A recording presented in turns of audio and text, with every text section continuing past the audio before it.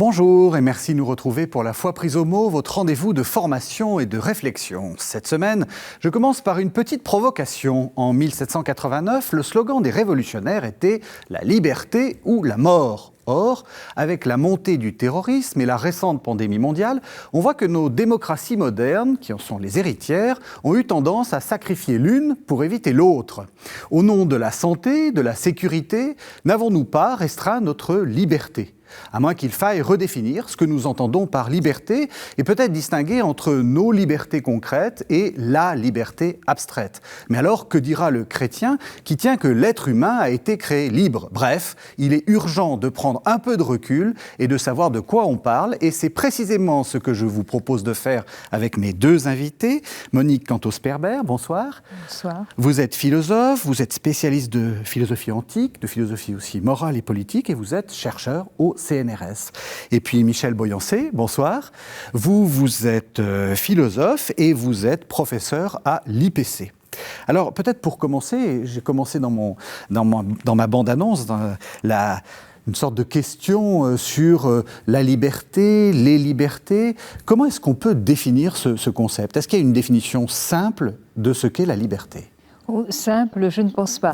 Mais l'évocation que vous avez faite était très dramatique et elle met bien en scène ce qui s'est produit à la fin du XVIIIe siècle, en effet, c'est-à-dire la liberté revendiquée comme forme de droit de l'homme fondamental. D'ailleurs, ce sera un des éléments de la devise républicaine. Oui. Alors, la liberté moderne, au sens que l'on donne à ce terme, la liberté libérale, elle a été d'une certaine façon inventée au XVIIe siècle chez les philosophes libéraux anglais, John Locke essentiellement, mais précédée par Thomas Hobbes, qui n'était pas du tout libéral, mais qui a quand même pour la première fois mis au point, si l'on peut dire, cette notion de liberté comme idée d'une sphère personnelle qui n'appartient qu'à la personne, où elle est libre, totalement libre d'un certain nombre de choses, c'est-à-dire liberté de pensée, liberté de croyance, dont elle n'a de compte, sur lesquels elle n'a de compte à rendre à personne.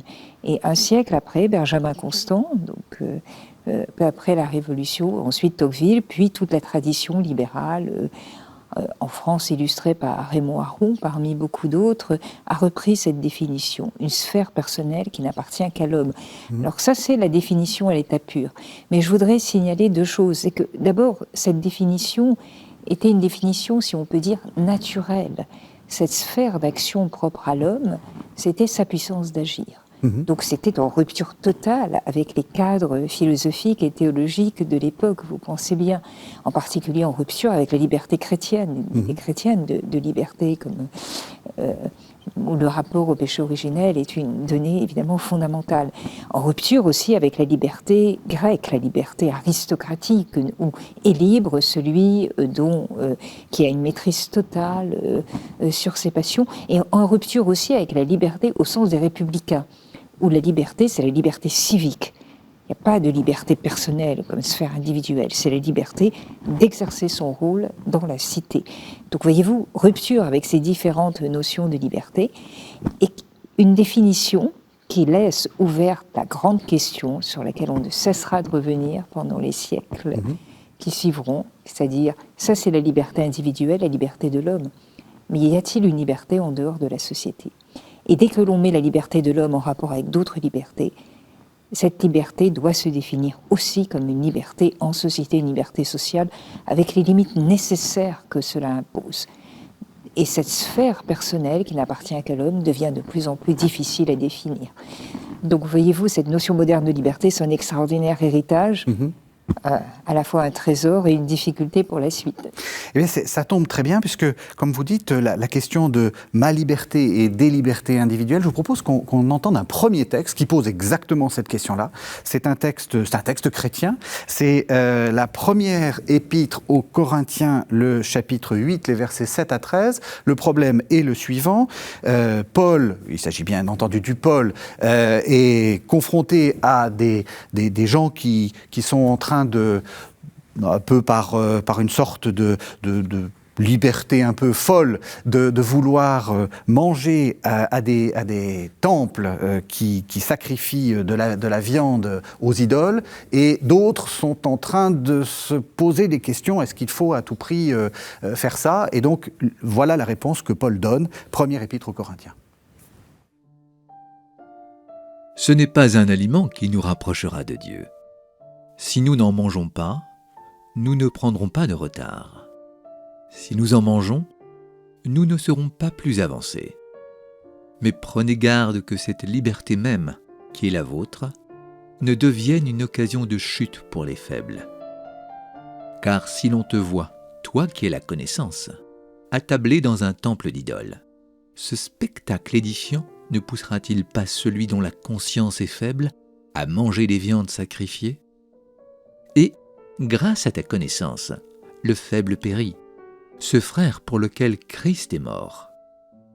En péchant ainsi contre vos frères et en blessant leur conscience qui est faible, c'est contre Christ que vous péchez. Voilà pourquoi, si un aliment doit faire tomber mon frère, je renoncerai à tout jamais à manger de la viande plutôt que de faire tomber mon frère. Alors Michel Boyancé, voilà, le drame de la liberté, c'est qu'il y en a d'autres qui sont libres.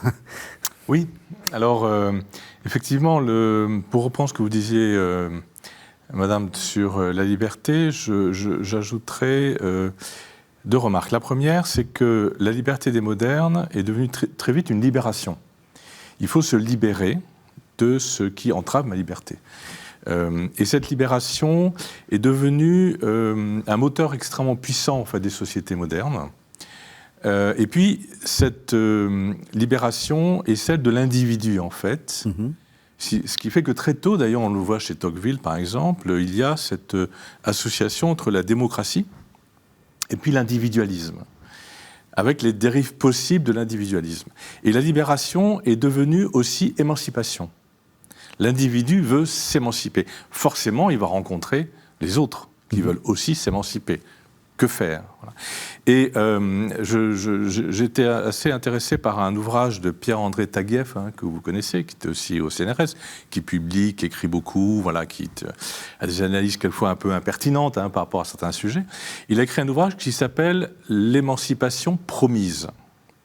C'est-à-dire qu'on a substitué en fait un messianisme religieux, une sorte de messianisme temporel d'émancipation permanente.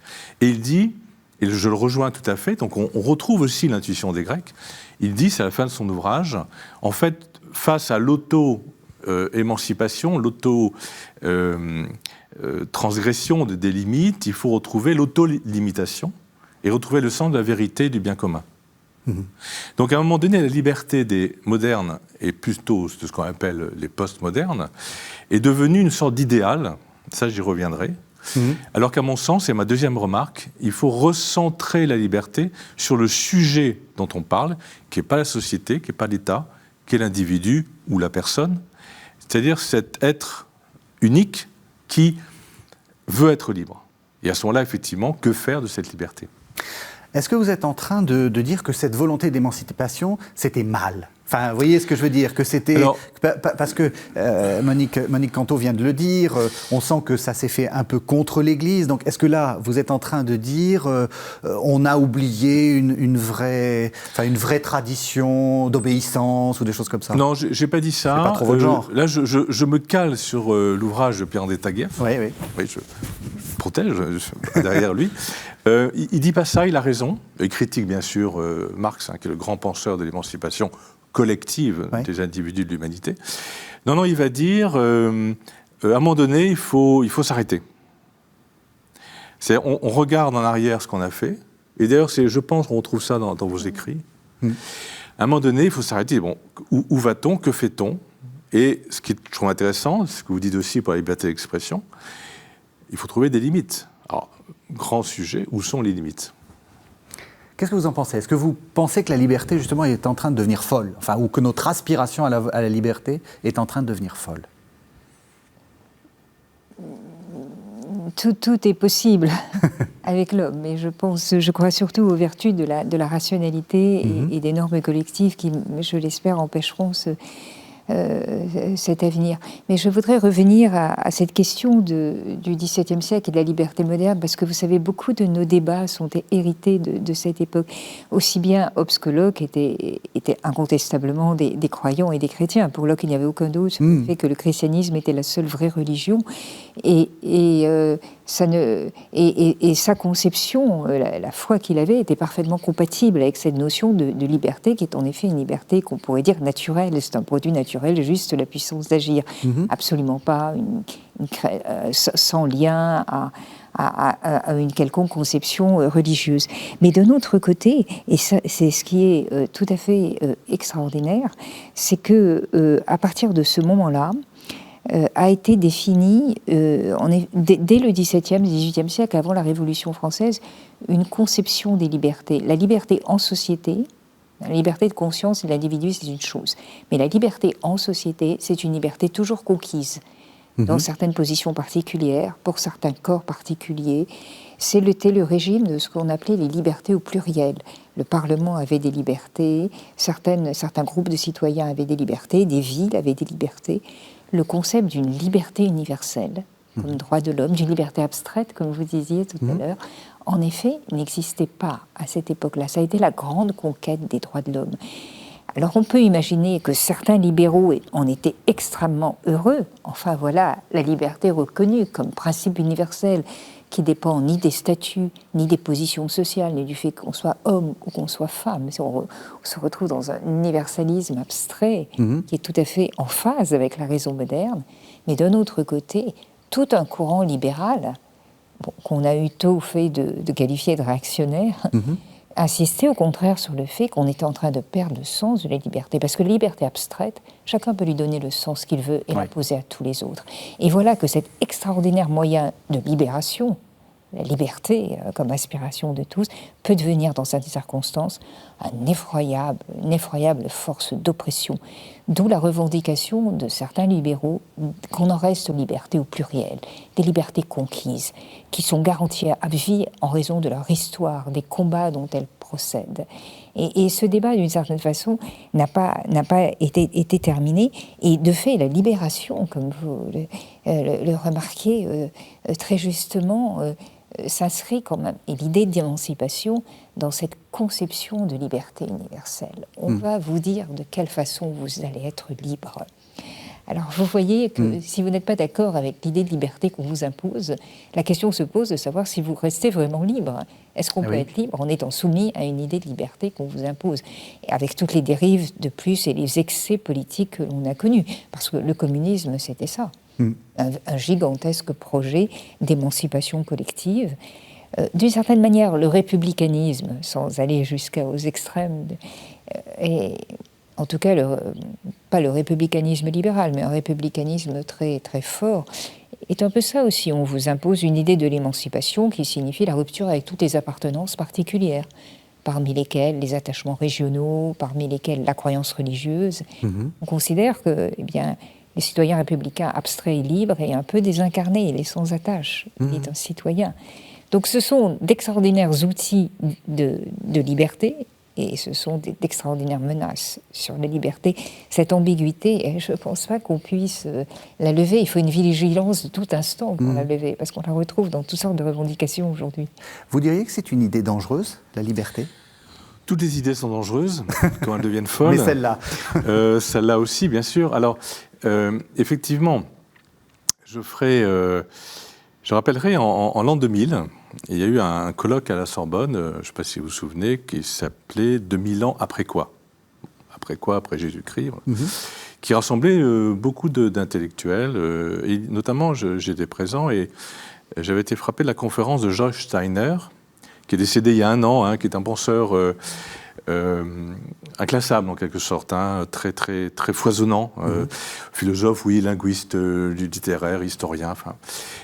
Et alors, ce qui m'avait assez intéressé, et je réponds à votre question, après un petit détour, c'est qu'il disait, en fait, notre problème à nous, les modernes, c'est que nous avons oublié le péché originel. Alors, vous avez parlé du péché originel, qu'on retrouve dans la tradition, bien sûr, de la Bible, dans la tradition juive et chrétienne.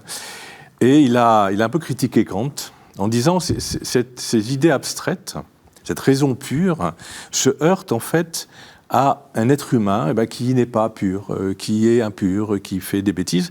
Et les grands drames du XXe siècle, quand même, on a un XXe siècle extraordinairement meurtrier dans tous les sens. Bon, bien sûr la Shoah et puis les grands régimes totalitaires, nous interpellent sur ce danger de l'abstraction pure, c'est-à-dire que nous sommes des êtres fragiles, nous sommes des êtres incarnés, et cette incarnation, c'est le lot de notre liberté, et en même temps le fait que nous puissions ici sur le plateau, et puis dans les ouvrages, dans les débats publics, nous interroger en permanence sur notre liberté, c'est ça la condition de la liberté. C'est-à-dire que quand on finit, comme disait Kant aussi, qui est quand même un grand moment de la pensée, quand on est dans un sommeil dogmatique, alors là, effectivement, notre liberté est menacée.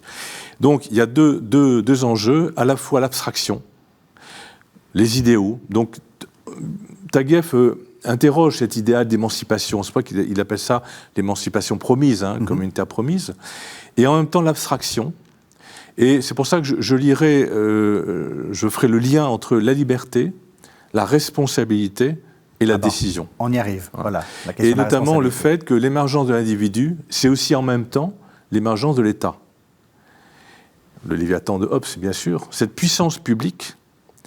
Et alors que faire, effectivement, de notre liberté collective, de notre liberté individuelle, notre liberté de relation interpersonnelle ou interindividuelle, ça dépend des références, et puis de cette puissance publique que Tocqueville avait bien perçue comme étant un danger potentiel, un danger possible, un despotisme. Je vois un nouveau despotisme qui n'a jamais existé. Très intéressant. Très intéressant. Est-ce que vous diriez ça? Je vais vous prendre un exemple. Là, c'est peut-être aussi un peu polémique. En France, il y a eu des interrogations sur, par exemple, les lois de citoyenneté. Pour je ne sais plus quelle était l'expression, réapprendre la citoyenneté. Et on s'est posé la question de savoir si les lois de la République devaient primer sur tout. Est-ce que là, il n'y a pas quelque chose d'un peu bizarre de dire la loi de la République, c'est effectivement la liberté, égalité, fraternité, et on vous l'impose comme une forme d'obligation au-delà même de vos croyances? Alors, la loi de la République doit évidemment primer, mais dans le domaine où elle est compétente, qui ne touche absolument pas à la conscience de l'individu. Et heureusement, parce que sinon on entrerait dans ce qu'on appelle un régime totalitaire, pour lequel il n'y a pas de limite, qui absorbe en quelque sorte, qui veut absorber la totalité de l'être humain. Mais dans une loi de la République libérale, elle respecte l'individu dans ses croyances et dans sa vie privée, dans sa manière d'agir, pour autant que ça n'a pas d'impact sur les buts communs que se fixe toute société, qui ont trait essentiellement aux conditions de la coexistence pacifique.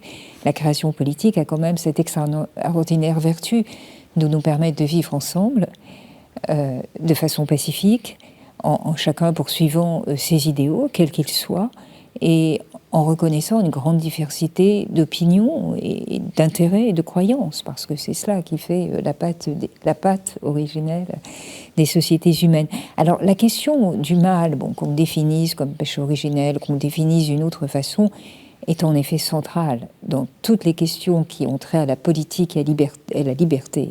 Il faut vraiment, comme disait Peggy, avoir le courage de voir ce qu'on voit. Il y a une force du mal qui était difficile à contester, et on l'a vu à l'œuvre dans des événements dramatiques du XXe siècle. Même Hobbes disait évitons que l'homme ne soit un loup pour l'homme, parce que l'homme, quand on le laisse dans la nature, avec sa puissance d'agir et sa liberté, il est toujours un loup pour l'homme. Alors comment faire en sorte que ce ne soit plus le cas et que nous ne passions pas notre temps à nous entretuer? Eh bien, en effet, Locke invente cette sorte d'autorité tutélaire absolue qui est le Léviathan, qui a été la première incarnation de l'État moderne, tout en laissant, et c'est une chose qu'il faut préciser, c'est pour ça que certains le voient comme l'origine du libéralisme, une liberté totale à la société. L'État est souverain, mais la société est libre et les individus aussi. Alors l'État est souverain, ça veut dire quoi? C'est que l'État a le monopole de la violence, légitime la violence. Oui. Les individus sont dépossédés de leur violence, de leur capacité de se faire justice ou de porter atteinte aux autres. Ça, c'est uniquement l'État qui en a le monopole, et du fait que l'État l'exerce, elle est légitime.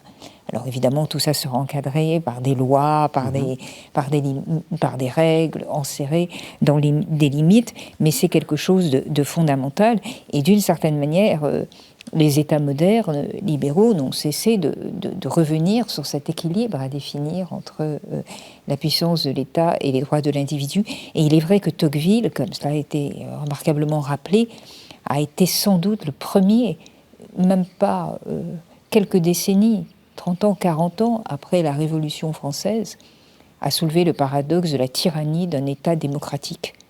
Parce que voyez-vous, un État démocratique, c'est un État du peuple qui gouverne le peuple. Alors certains disent, mais il ne peut pas y avoir de domination, il ne peut pas y avoir d'abus, puisque c'est le peuple qui se gouverne lui-même. Et Tocqueville a été le premier à souligner que les États démocratiques, enfin le premier de manière spectaculaire et dans la tradition française, d'autres l'ont fait avant lui, mais qu'il pouvait y avoir dans un État démocratique une puissance de tyrannie, où ce n'est pas, en fait, comme l'a dit Benjamin Constant, c'est pas le peuple qui gouverne le peuple, c'est certains qui parlent au nom du peuple qui gouvernent le reste du peuple. Et après lui, mais il a aussi, et John Stuart Mill, qui est un grand auteur libéral aussi sur le rapport entre société et État, insistera sur le fait que la tyrannie ne vient pas seulement de l'État démocratique, mais elle vient aussi de la société démocratique. C'est-à-dire qu'il y a dans la société démocratique une puissance de l'opinion majoritaire, de l'opinion dominante, qui est très menaçante pour la liberté des individus. Alors voyez-vous, on est en période de pleine conquête de la liberté, une liberté menacée de toutes parts par l'État, l'individu, d'où la phrase de Tocqueville, « Je vous avais laissé à corriger les abus de la liberté, je vous retrouve sous les pieds d'un tyran. » C'est une très belle phrase. Est-ce qu'on en est là, justement? Faisons un peu d'actualité. Alors je reprends ce que j'ai dit tout à l'heure avec cette histoire des restrictions de la liberté. Alors là, c'est la liberté d'aller et venir à cause du terrorisme dans les sociétés européennes, à cause de la santé, de la pandémie. Est-ce que là, on n'est pas en train d'avoir un État qui est à la fois il protège, mais en même temps, il restreint les libertés? Alors, effectivement, il y a toujours ce balancement entre deux extrêmes. Hein. D'un côté, l'anarchie de tous les individus qui veulent se libérer de tout ce qui les entrave et donc qui refusent l'autre. Hein, l'enfer, c'est les autres, qui refusent l'autre, qui refusent le collectif, la communauté, la société. Et puis un État. Alors l'État, qu'est-ce que c'est? Bonne question. De mon point de vue, l'État n'existe pas en fait. Ce qui existe, ce sont des institutions instituées par des gens qui font vivre, des gens réels qui font vivre ces institutions et qui développent des lois, des décrets, des réglementations, des administrations, etc. Donc il y a toujours des êtres humains derrière l'État, heureusement. Ça, c'est une remarque importante parce que la puissance publique n'est une puissance que parce qu'elle est détenue par des personnes qui ont délégation de puissance publique. Donc il peut y avoir, comme pour les individus, des dérives des personnes à qui on confie la puissance publique. On a parlé à partir de 2015 là, de l'état d'urgence lié au terrorisme, ensuite il y a l'état d'urgence lié à la pandémie. Donc il y a des mesures qui sont prises qu'on peut légitimement trouver heureusement très ponctuelles. Il ne faut pas que ça dure trop, parce que un individu, un être humain qui détient une part de la puissance publique, une part de la capacité de violence physique et symbolique, comme dirait Bourdieu. J'aime bien la définition de Bourdieu. Il rajoute à Weber la violence physique et symbolique légitime, qui détient cette part-là. Effectivement, il y a une tentation très forte de devenir le souverain. Donc, nous sommes, et c'est ce qu'on disait tout à l'heure, c'est-à-dire que le fait que l'on débatte, que l'on réfléchisse, qu'on argumente, qu'on apaise les discussions et qu'on réfléchisse à la liberté par rapport à l'État, c'est la marque principale de la liberté. Et comme vous l'avez rappelé, le projet de loi en disant il n'y a pas de loi au-dessus des lois de la République, si, heureusement, il y a des lois ne serait-ce que ce que vous avez dit, la conscience. La première loi, c'est le respect de la conscience de l'autre. Et aucun pouvoir ne peut s'arroger le fait métaphysique de dire « je suis au-dessus de la conscience de chacun ». Voilà. Et je terminerai par une petite remarque qui est un peu amusante, entre guillemets, si on peut dire. C'est le courant aujourd'hui de cette émancipation de l'individu qui arrive à l'émancipation de tous les êtres vivants, et y compris les animaux, avec les questions d'antispécisme.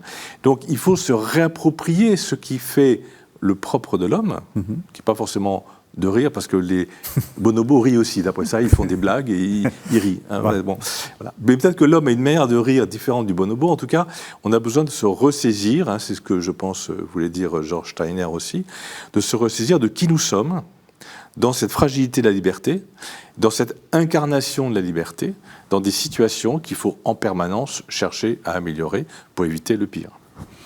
Même question. Est-ce que vous êtes... comment vous répondriez à cette question justement de ces restrictions de la liberté au nom de la sécurité, au nom du principe de précaution Est-ce qu'on a le droit de faire ces hiérarchies-là ?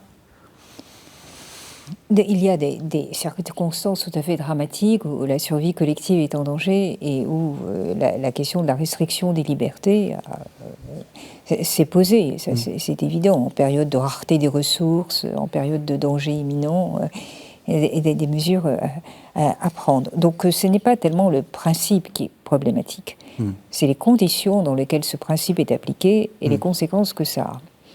Alors les conditions. On a tendance, si vous voulez, aujourd'hui, dans notre État, en tout cas, et depuis une dizaine d'années, à considérer qu'à toute difficulté, la privation de la liberté, c'est la réponse automatique. Si quelque chose, pour remédier à quoi que ce soit, on diminue les libertés avec la présomption que c'est toujours un peu trop de liberté qui cause le problème. Il faudrait vraiment réfléchir à cette espèce de réflexe conditionné. Parce que je vois aujourd'hui un certain nombre de mesures de restriction de la liberté qui sont prises sans qu'aucune étude ait été faite sérieusement et approfondie sur leur efficacité. Alors on peut répondre, oui, mais on est dans l'incertitude, autant ouvrir un large parapluie protecteur et puis après on verra si c'était utile. Le problème de ce genre de raisonnement, qui tente à se répandre de plus en plus aujourd'hui, c'est-à-dire la privation forfaitaire de liberté, sans même qu'on ait justifié de son efficacité, qu'on ait défini une limite, comme vous disiez, un temps dans lequel ça peut être légitime, mais pas au-delà. Le problème, c'est qu'on finit par émousser tout simplement le sens de la liberté.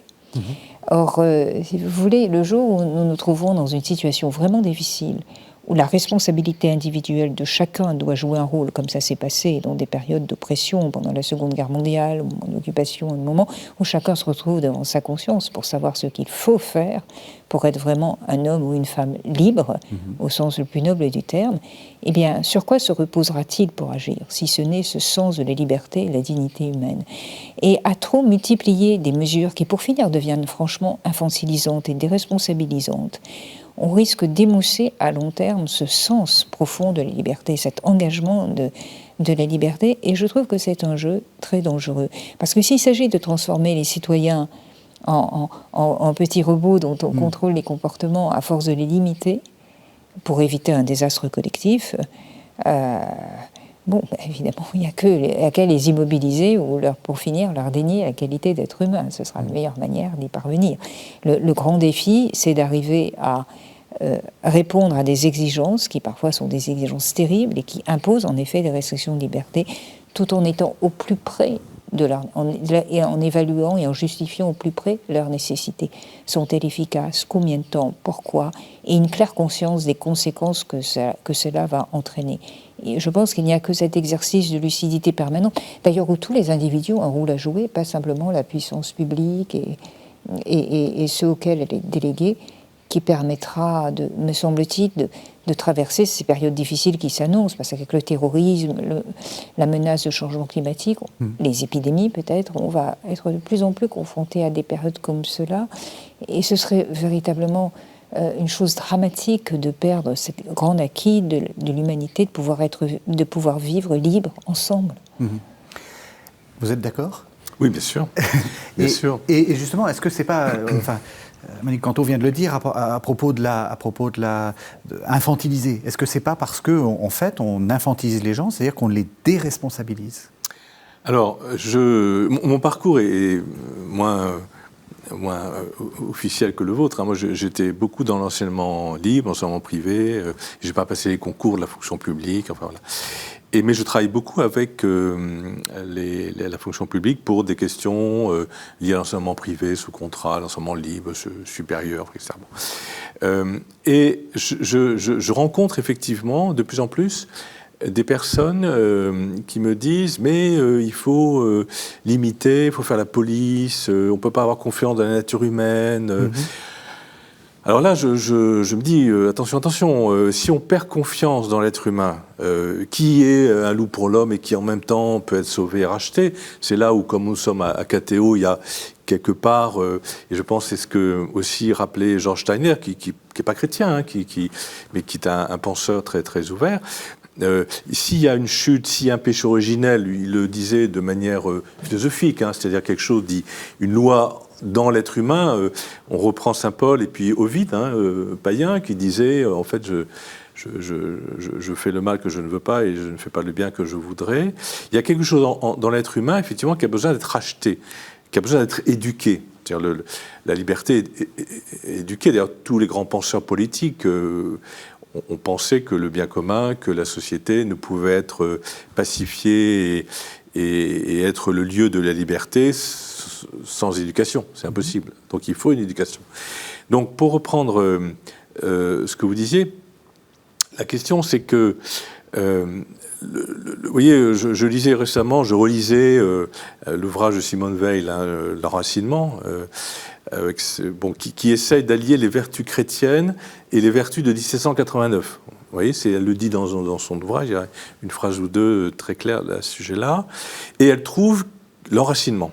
S'enraciner, alors ça a été écrit en 1943, elle est morte en 1943, c'est écrit un peu avant, donc en pleine guerre, donc pour essayer de trouver des solutions. Et je trouve ça très intéressant parce que, en fait, l'être humain a besoin d'être éduqué. Et cette émancipation permanente, c'est aussi une sorte de biais cognitif, comme on dit maintenant, c'est-à-dire un raisonnement qui est biaisé, parce qu'à travers cette émancipation, je cherche mon intérêt et je deviens un tyran. Et donc la démocratie tyrannique, en fait, c'est la démocratie de la tyrannie des individus, qui transfère à la puissance publique ce besoin narcissique, qui du coup devient elle aussi tyrannique. Autrement dit, on est vraiment renvoyé à des questions d'éducation, et je dirais presque, parce que la psychologie contemporaine explore, explore tout ça, à cette tendance ou tentation permanente d'une relation narcissique. C'est-à-dire, je fais les choses parce que j'y trouve intérêt, parce que j'y trouve plaisir, je ne fais pas les choses parce que c'est bien, et parce que l'autre le vaut en tant que tel, mais parce que ça me fait plaisir. Et à ce moment-là, on demande à l'État la même chose. Donc l'État, lui, il va devenir tyrannique parce qu'il a cette délégation des individus de cette tyrannie narcissique. Donc voilà, il faut toujours recentrer tout ce qui relève du droit, de l'État, de la puissance publique, recentrer, resituer au niveau des personnes, d'où la formation des élites. Plus quelqu'un est appelé à faire une formation pour faire partie des élites, plus il a besoin d'une exigence éducative, morale et spirituelle, ce que les Grecs avaient bien compris. Bon, mais les Grecs n'étaient pas très démocrates, hein, c'était plutôt élitiste et aristocratique, voire oligarchique. Mais l'intuition de Platon, c'est ça, mission du philosophe froid, bon, c'est fini, hein, bien sûr. Vous êtes plus... Voilà, d'ailleurs, ça n'a jamais vraiment existé, heureusement. Mais le philosophe contemple le bien et la caverne, hein, et donc il revient dans la caverne pour diffuser cette lumière du bien. Voilà. Les chrétiens ont sans doute aussi cela en dépôt. Même si les avatars de l'histoire ont fait que les chrétiens n'ont pas toujours été dignes de cela. C'est pour ça qu'Augustin, Saint Augustin aimait bien Platon. Parce qu'il y a une sorte de contemplation nécessaire du bien. Vous êtes d'accord avec cette idée d'une liberté narcissique ? On est passé en fait, de ce que vous disiez, donc une sorte de doute envers la bonté de la nature humaine, avec Enfin, peut-être que ce doute cache en fait quelque chose qui est de l'ordre de je sais trop bien moi-même ce dont je suis capable et je voudrais que l'État guérisse les autres pour me laisser exercer ma propre puissance. Oui, on peut le concevoir comme ça, mais le problème auquel cela ramène est un problème véritablement de fond, ce qui est ce qu'on pourrait dire, sans employer un terme trop pompeux, l'indétermination de la liberté, c'est-à-dire savoir quoi faire de sa liberté, de cette sorte de puissance d'agir naturelle. Ce n'est pas une chose facile. Alors heureusement, nous sommes les êtres humains dans nos sociétés sont socialisés, intériorisent des normes, se construisent des surmoi, se construisent des exigences, et là, souvent la perception qu'ils ont de leur liberté aussi est entièrement façonnée par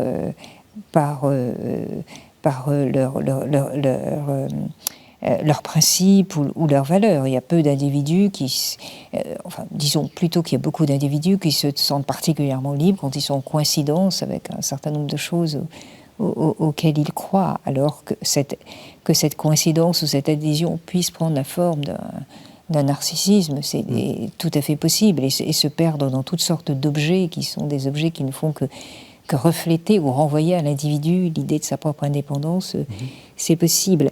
Mais ce qui me paraît aujourd'hui très important, c'est précisément cette conquête de l'orientation de sa liberté. Et c'est en ce sens que l'éducation, en effet, joue un rôle fondamental. Moi aussi, j'ai eu des responsabilités éducatives, et c'est véritablement le très grand idéal que nous avons dans la tradition judéo-chrétienne et dans la tradition grecque. Alors, l'éducation a un sens un petit peu différent.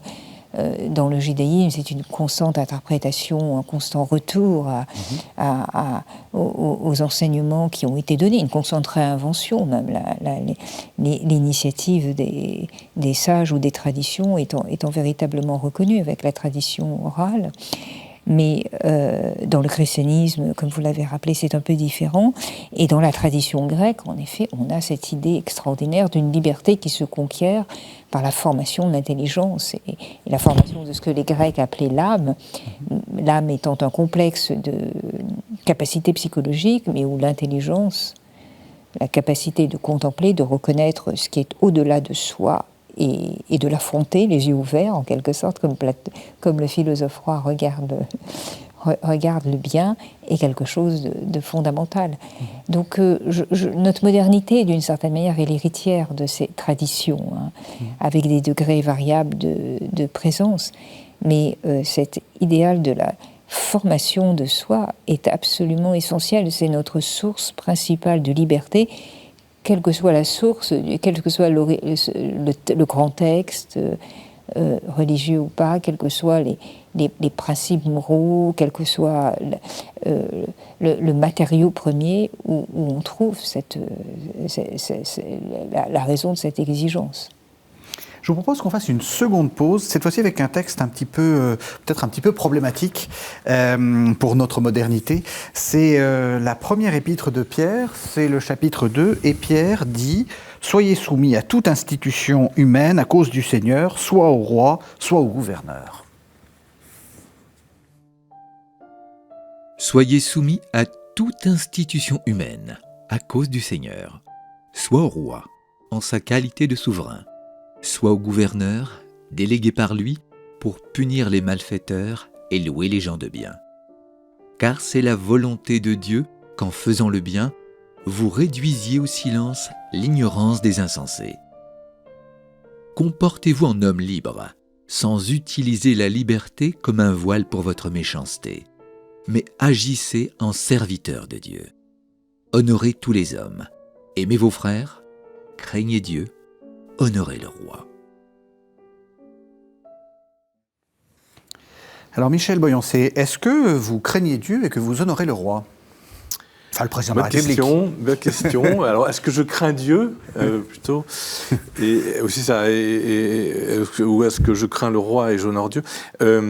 Alors, cette phrase de l'épître de Pierre est précédée quand même de « Rendez à César ce qui est à César ». C'est-à-dire, comme toujours dans les épîtres, il faut les lire à la lumière de l'Évangile.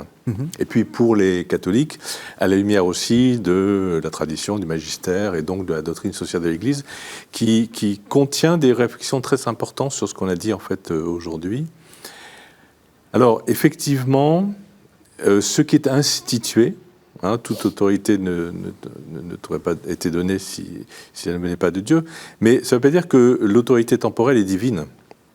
Ça veut dire que l'autorité temporelle est un service de la conscience, un service du bien commun, et c'est ce que l'Église catholique appelle la subsidiarité. D'ailleurs, c'est un terme qui est passé dans le langage courant, voire dans le langage juridique, ce qui dénature un petit peu sa portée, mais c'est subsidium, c'est-à-dire que la puissance publique vient en aide à. Mais si elle ne vient plus en aide, elle perd sa légitimité aussi. Elle devient tyrannique, ce qu'on a dit. Et puis, à l'intime de la conscience de chacun, il y a cette... on revient, il y a eu d'ailleurs un très beau texte de George Steiner, toujours sur Antigone, le mythe d'Antigone, Sophocle, bien sûr, ce mythe qui est presque un fait historique, mais qui devient un peu mythique, et donc chez les païens. À un moment donné, la prise de conscience qu'il y a quelque chose dans la conscience qui peut s'affronter au roi, voilà, au pouvoir temporel. Donc c'est cet équilibre, toujours, cette séparation des pouvoirs chez les chrétiens entre la responsabilité, j'aime pas trop le mot pouvoir, mais la responsabilité du spirituel surnaturel qui est celui des églises, de l'Église, et puis la responsabilité du temporel, les uns et les autres étant dans un service mutuel. Pour quelque chose qui les dépasse tous les deux, à savoir pour les croyants, bien sûr, Dieu, et pour les non-croyants, eh bien, cette liberté dont on a parlé, cette conscience de la personne qui dépend d'une éducation. Et à ce moment-là, on n'a pas une concurrence des pouvoirs. On peut honorer le roi et craindre Dieu, parce qu'il vaut mieux craindre Dieu plutôt que le roi, puisque Dieu, c'est le signe, en fait, de quelque chose qui dépasse même le roi. Est-ce que vous êtes d'accord, Monique Cantos-Sperber ?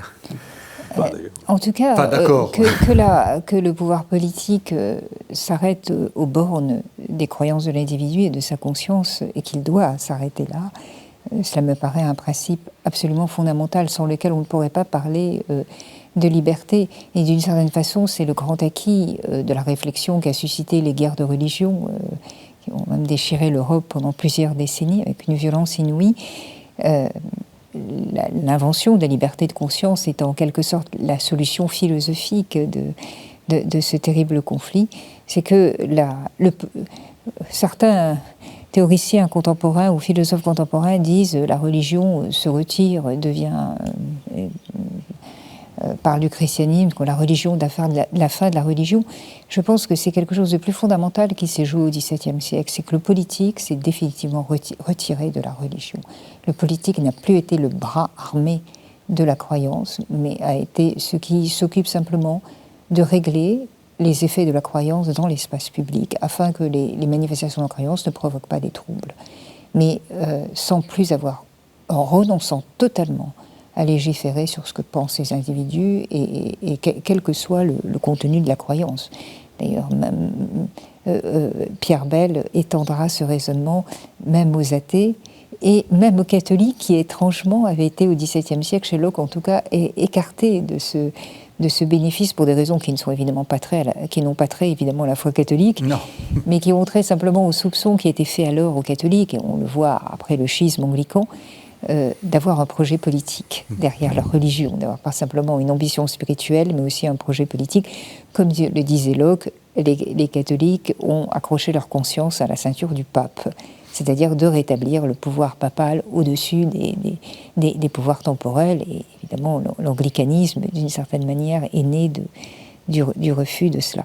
Mais évidemment, pour Bell, la question sera réglée. Catholiques et athées sont évidemment concernés. Mais cela dit, on arrive à une question contemporaine qui est jusqu'où, qui se redouble en quelque sorte, jusqu'où la puissance publique légifère sur la manifestation des croyances dans l'espace public. C'est la fameuse question de la laïcité.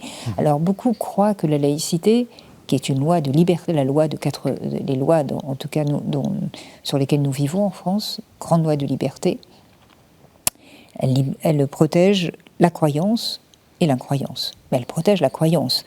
et elle protège aussi les manifestations de la croyance dans l'espace public. Comme disait admirablement Aristide de Briand, toute personne peut se promener en soutane dans la rue, même un prêtre. Ce qui veut dire que tant que le port d'une soutane ne provoque pas de troubles à l'ordre public, et franchement je ne vois pas en quoi il pourrait en provoquer, il n'y a aucune raison d'interdire la manifestation de sa croyance, ou le port de signes religieux dans l'espace public, si ce n'est pas occasion de troubles. C'est donc une véritable loi de liberté, et l'espace public, dans la conception républicaine et dans nos lois de laïcité, est un espace public neutre, c'est-à-dire personne ne doit chercher à imposer sa croyance à tous les autres, en envahissant l'espace public, en faisant sauf circonstances particulières, en voulant imposer sa croyance à tout le monde et gêner la circulation des autres et la liberté des autres. Mais en revanche, ce n'est pas un espace public laïque. Les institutions publiques sont laïques dans notre pays. L'enseignement public est laïque. Il n'y a pas d'affichage religieux des agents du public.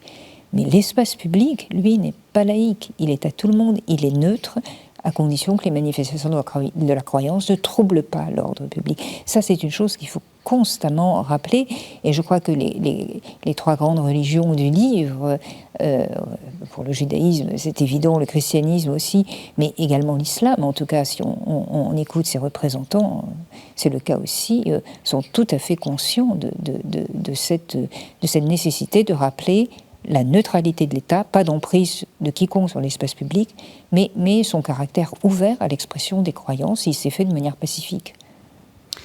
On arrive à la toute fin de l'émission, il nous reste 5 minutes. J'ai une dernière question. On a parlé des libertés d'aller et venir, on a parlé de la liberté de croyance. La liberté d'expression, est-ce que vous pensez que... Enfin, c'est quoi, et est-ce que vous pensez qu'elle est menacée ? Là, je renvoie aux travaux que vous avez publiés oui, on va y sur venir. le sujet. Je dirais oui, elle est toujours menacée. Elle est toujours menacée parce qu'un pouvoir, quel qu'il soit, veut s'exercer et sur les consciences, que vous disiez tout à l'heure. C'est-à-dire qu'il y a toujours cette tentation de limiter la parole de l'autre. Donc la question, je dirais pas tellement la liberté d'expression, que la capacité que cette expression arrive dans un contexte, un climat apaisé. C'est-à-dire, l'expression est légitime. D'ailleurs, les Américains ont une tradition de liberté d'expression plus forte que la nôtre. Nous, on est quand même un peu embarrassés avec cette question de la liberté d'expression, parce qu'on a une vision de l'État quand même assez forte. Donc oui, elle est menacée, mais je dirais qu'elle est plus menacée dans les relations interpersonnelles que par rapport à l'État, puisqu'il faut que cette expression soit pacifiée. Et la clé, à mon avis, elle est là. Je rejoins d'ailleurs ce que vous dites aussi. Oui, donc ce que vous dites, c'est dans sauver la liberté d'expression chez Albin Michel. Ça vient de paraître, Monique Cantos-Berber. Pourquoi est-ce qu'il faut la sauver ? Bien parce qu'elle est menacée, donc, oui. d'une part, et je pense que les téléspectateurs verront tout de suite de quoi il s'agit, entre d'une part des usages complètement limites et quasi intolérables de la parole, qui sont vraiment racistes, antisémites, extrêmement violents. Oui. On les voit se défouler dans les réseaux sociaux et même dans certains programmes ou émissions de parole prétendument libérées, donc ils se réclament de l'idée de la liberté d'expression pour cautionner ces excès. Puis d'un autre côté, par des formes de censure où on n'a plus le droit d'utiliser certains mots, on ne peut plus écrire simplement des professions au masculin, enfin au neutre. Quand elles sont exercées par des femmes, il y a une sorte de censure. On n'a plus le droit d'exprimer des idées qui sont, d'ailleurs, qui ne font que refléter l'état actuel de la loi, comme éventuellement son opposition à la gestation pour autrui ou d'autres thèses de ce type. Donc, une sorte d'activisme, de privation de parole, de censure qui est complètement nouveau. Donc, deux menaces apparemment opposées, mais qui tendent à mettre en difficulté la liberté d'expression, et comme cela a été rappelé, qui sont des menaces qui émanent de la société, pas de l'État. C'est ça la nouveauté, c'est que qui date quand même de plus d'un siècle, c'est que la menace sur la liberté d'expression, c'est plus en premier lieu l'État, dans des États libéraux en tout cas. Ce sont les pressions sociales. Et le vaccin, si j'ose dire, contre ça, c'est quoi ? C'est encore une fois l'éducation ? C'est l'éducation. c'est le libre débat. Bon, je suis de tendance libérale, vous l'avez remarqué, donc pour moi, la liberté est le problème, mais elle est également la solution. Oui. C'est-à-dire l'interaction, la liberté de l'interaction, à condition que le débat ne soit pas faussé, qu'il n'y ait pas de parole dominante, qu'il n'y ait pas de parole interdite, sauf si elle est délictueuse, finit par rétablir une forme d'ordre, c'est-à-dire toute bêtise, tout fantasme dans un débat public non faussé, finit par être critiqué, on lui demande ses preuves. Regardez tout ce qu'on a vu paraître comme prétention, des remèdes miracles, des thèses complètement folles et complotistes dans le débat actuel. Alors évidemment, il y en a qui restent convaincus de cela, mais on voit quand même un phénomène de régulation dans l'espace public. C'est réfuté, et puis on passe à autre chose. Malheureusement, une autre folie qui va être également réfutée. Mais il y a quand même cette capacité de régulation de la liberté. Merci à tous les deux. Alors, quelques livres que vous avez écrits, Monique Canto-Sperber. Sauver la liberté d'expression, je l'ai dit, chez Albin Michel, ça vient de paraître. Et puis, il y a quelques années, La fin des libertés, ou Comment refonder le libéralisme, c'est chez Robert Laffont. Et puis, L'oligarchie de l'excellence, c'est aux éditions des PUF. Merci à tous les deux. Merci de nous avoir fait mieux découvrir cette question de liberté. Merci de nous avoir suivis. Vous savez que vous pouvez retrouver cette émission sur le site internet de la chaîne www.ktotv.com. On se retrouve la semaine prochaine.